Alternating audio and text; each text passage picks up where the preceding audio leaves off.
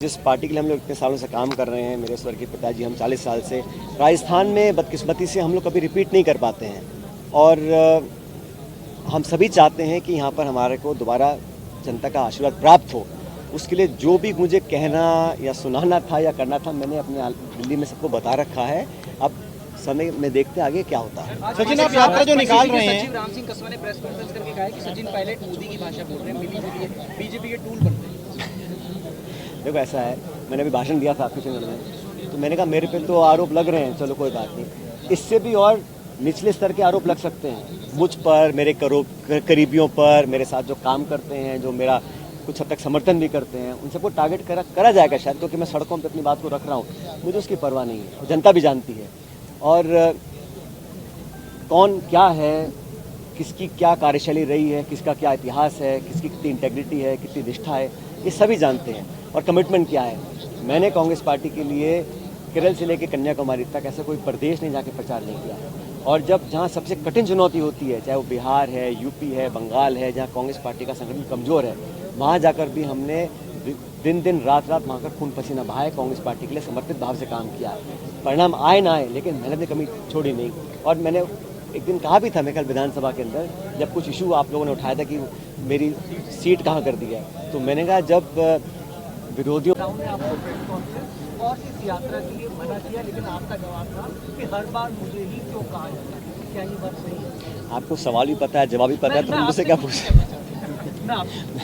मैंने जो इश्यूज़ हैं, मैं आप पहले से जानते हैं कि ये जो लिखित में मैंने बातें रखी थी, ये मैं उस समय के जो हमारे प्रभारी थे अजय माकन साहब, उनको भी सारी कॉपियाँ थी, पूरे नेतृत्व को पता था मैं क्या कहना चाह रहा हूँ। और मैंने अनशन जो किया वो वसुंधरा जी के करप्शन के खिलाफ किया है। मुझे समझ में नहीं आता ये पार्टी के अनुशासन को लांघने का केस कैसे बनता है। पार्टी का अनुशासन तो लांघा गया था 25 सितंबर को, जब सोनिया गांधी जी के एक्सप्रेस आदेश थे कि दोनों प्रभारी आ रहे हैं, मीटिंग कॉल करी गई।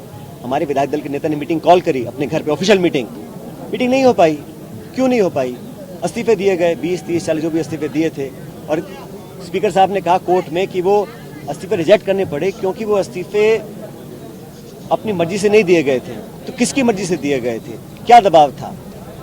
जहाँ तक बात डिसिप्लिन की है, तो मापदंड सबके लिए बराबर है ना। अब जो हमारे साथी विधायक उस समय इस्तीफा दिए स्पीकर को, क्या सरकार संकट में नहीं आ गई थी? हम जब दिल्ली गए थे बात रखने के लिए, हम में से किस साथी ने इस्तीफा दिया? हमने कब पार्टी के खिलाफ बात रखी? सोनिया गांधी जी के खिलाफ। 25 सितंबर को जो हुआ वो सबके सामने है, उसके बाद जो हुआ वो भी सबके सामने है। तो ये कहना कि अनुशासन और पार्टी डिसिप्लिन सिर्फ एक पे लागू होता है, दूसरे पे नहीं होता, ये बात गलत है। और पार्टी ने जो भी निर्णय अब तक लिया उसका सबका मैंने सम्मान किया है। जब पार्टी ने लगा कि मुझे पद पे नहीं रहना है अध्यक्ष और उप मुख्यमंत्री के, तो हमने इसको स्वीकार किया। हमारा दिल्ली में स्वर्गीय अहमद पटेल जी, बाकी नेताओं से चर्चा होने के बाद एक रूपरेखा तैयार हुई थी, कमेटी बनी थी। और ये कमेटी AICC ने बनाई थी, किसी छोटे मोटे नेता ने नहीं बनाई थी। कमेटी का स्वरूप तैयार हुआ, हमारा रोड मैप तैयार हुआ, उसके अकॉर्डिंग हम सब ने काम किया। हर चुनाव में प्रचार किया, भाजपा को परास्त किया, उपचुनाव में काम किया, कांग्रेस के लिए मेहनत करी, चाहे विधानसभा की वोटिंग हो, चाहे राज्यसभा की वोटिंग हो, हर जगह कभी भी किसी को मौका नहीं दिया कि हमने पार्टी लाइन से 1 इंच भी दाएं बाएं करने का काम किया है। लेकिन 25 सितंबर को जो हुआ वो तो इतिहास में पहली बार हुआ है। कांग्रेस पार्टी के इतिहास में पहली बार हुआ कि कांग्रेस अध्यक्ष के जो नुमाइंदे जा रहे हैं, उनकी अवमानना हो, उनको बेइज्जत किया जाए, जलील किया जाए, और मीटिंग ना हो और उनको खालिया लौटा दिया गया। फिर नोटिस इशू हुए, उन नोटिस का भी कुछ अभी तक हुआ नहीं। तो पार्टी डिसिप्लिन सिर्फ 2-5 लोगों पे नहीं है, पूरी पार्टी पे लागू होता है। और कोई किसी भी संगठन से बड़ा नहीं है, चाहे कोई किसी पद पे हो ना हो, पार्टी सबकी बराबर है। तो मुझे लगता है कि इस बात का भी संज्ञान लोगों को लेना चाहिए। अब ऐसा है, नौजवानों के अगर पेपर लीक हो रहे हैं, कुछ ऐसे नौजवान हैं, बड़े दुख से मुझे कहना पड़ता है, कुछ लोगों ने अपनी जान तक ले ली है, जो लोग परेशान हैं, दर दर भटक रहे हैं और नाउम्मीद होते जा रहे हैं। उनके जीवन से अगर खिलवाड़ हो रहा है, मैं किसी को दोष नहीं दे रहा हूँ, लेकिन अगर खिलवाड़ हो रहा है और किसी को लगता है कि वो एक गंभीर बात नहीं है, तो बड़ा दुर्भाग्यपूर्ण है। परिवर्तन की मांग की थी 2020 में जब दिल्ली गए थे, क्या अभी भी वो मांग आपकी कायम है? अरे भाई, उस मांग के बाद तो कमेटी बन गई ना। उस कमेटी ने कुछ निर्णय लिए थे, रोड मैप तैयार हुआ था, उस पर सबने काम भी किया।